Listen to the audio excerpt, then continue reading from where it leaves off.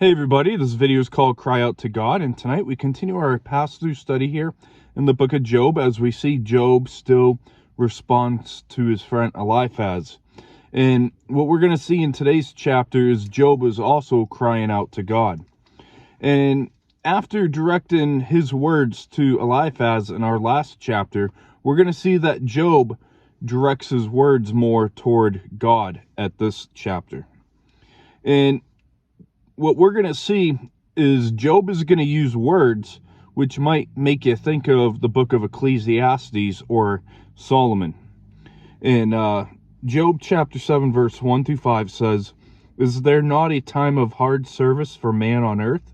Are not his days also like the days of a hired man?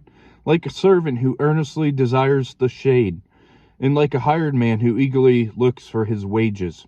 So I have been allotted months of futility, and wearisome nights have been appointed to me.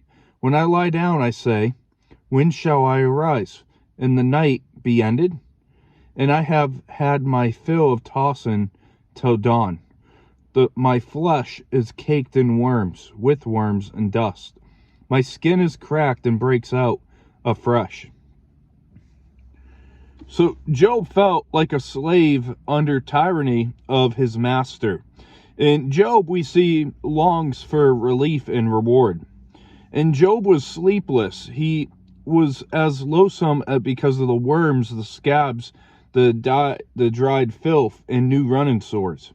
And it was like Job, in his hard time, experienced sleep insomnia. In verse 6 through 10, "My days are swifter than a weaver's shuttle, and are spent without hope. Oh, remember that my life is a breath. My eye will never again see good. The eye of him who sees me will see me no more. While your eyes are upon me, I shall no longer be. As the cloud disappears and vanishes away, so is he who goes down to the grave does not come up. He shall never return to his house, nor shall his place know him any more." So Job was like a weaver's shuttle, we see in verse 6, tossed back to and forth. And Job was like a breath or a cloud that goes on its way to death, that vanishes rather quickly. And in this discourse, Job must reconcile in his own mind what God is doing. And life was as meaningless blur to Job.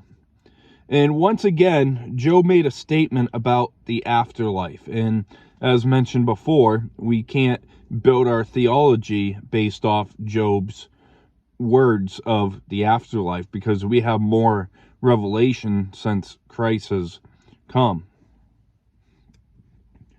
And verse 11 through 16 says, "Therefore I will not restrain my mouth. I will speak in my anguish of my spirit. I will complain in the bitterness of my soul. Am I a sea or a sea serpent that you set a guard over me? When I say my bed will comfort me, my couch will ease my complaint, then you scare me with dreams and terrify me with visions, so that my soul chooses strangling and death rather than my body. I loathe my life. I would not live forever. Let me alone, for my days are but a breath." So, on the basis of all that he has said, he had the right to express his complaint. And Job wondered if he was a dangerous sea creature that needed to be guarded and restrained by God. And honestly, we are more like the sea or the sea monster than we would like to admit. And the sea is a place that's restless, and so is nature. So is our nature. The sea can be furious and terrible as we can be. The sea can never be satisfied, or neither can sinful man. And the sea is mischief.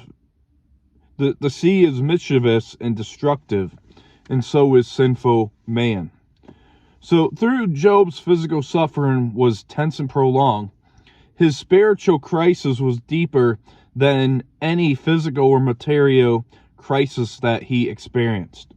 And when Job slept, he was disturbed with these nightmarish type of dreams and terrifying visions.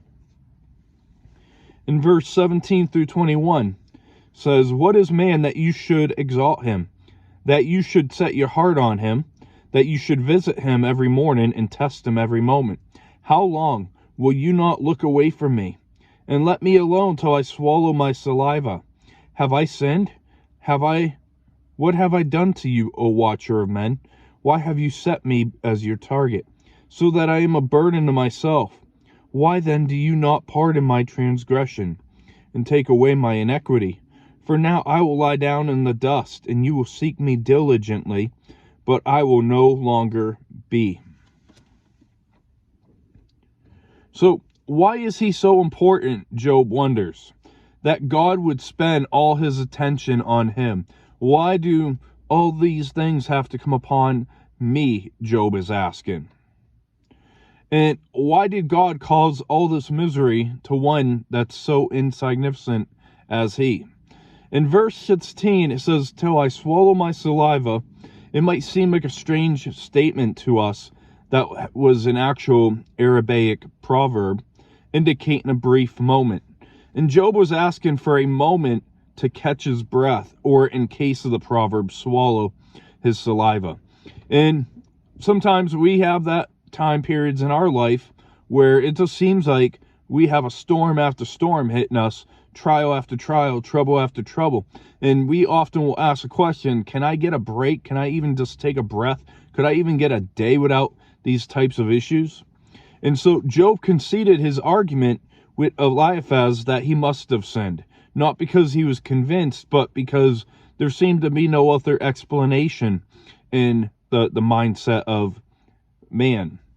So in the wrap up here, we look today at Job crying out to God and his continuous response to his friend Eliphaz over the hard service of his suffering. And we see that Job mourned the futility of life.